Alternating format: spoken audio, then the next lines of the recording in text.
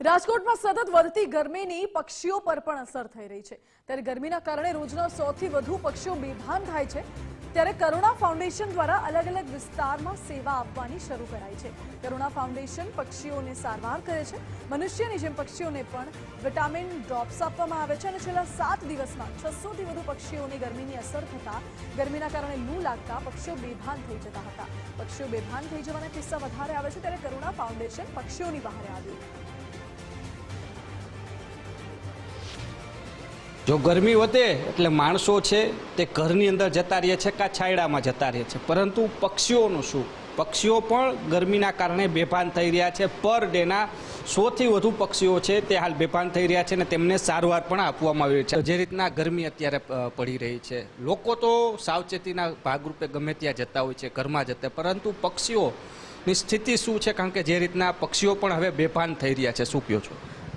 સૌથી વધારે જે પક્ષીઓને તકલીફ પડે છે એ આ ઉનાળા સમયમાં, અને એ પણ આ વખતે આપણે જોઈ શકીએ છીએ એ રીતે તાપમાન ખૂબ જ વધારે છે।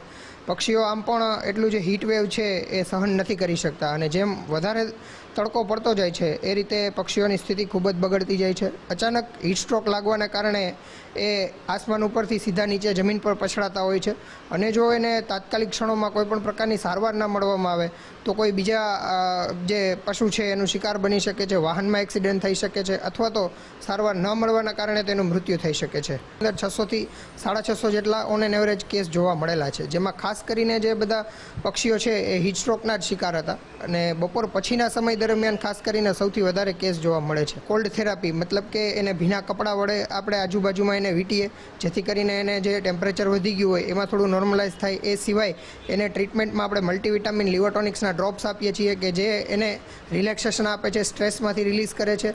પ્લસ જરૂર લાગે ખૂબ જ વધારે ડિસ્ટ્રેસમાં હોય તો આપણી પાસે આઈસીયુની વ્યવસ્થા છે કે જેમાં આપણે એને ઓક્સિજન થેરાપી તાત્કાલિક ધોરણે આપી શકીએ છીએ। એ સિવાય જો કદાચ અમુક બર્ડ્સ ખૂબ વધારે હાલતમાં ગંભીર હોય તો એને બાટલા ચડાવવા પડે છે, જેવી રીતે રિંગર લેક્ટેટના છે, ગ્લુકોઝના છે, જેમ માણસોમાં ચડતા હોય છે એવી જ રીતે પક્ષીઓમાં પણ ઘણી વખતે બાટલા ચડાવવા પણ જરૂરી બનતા હોય છે। સૌથી વધુ પક્ષીઓ છે તે ગરમીના કારણે, હીટ સ્ટ્રોકના કારણે બેભાન થતા હોવાના કિસ્સાઓ છે તે સામે આવ્યા છે।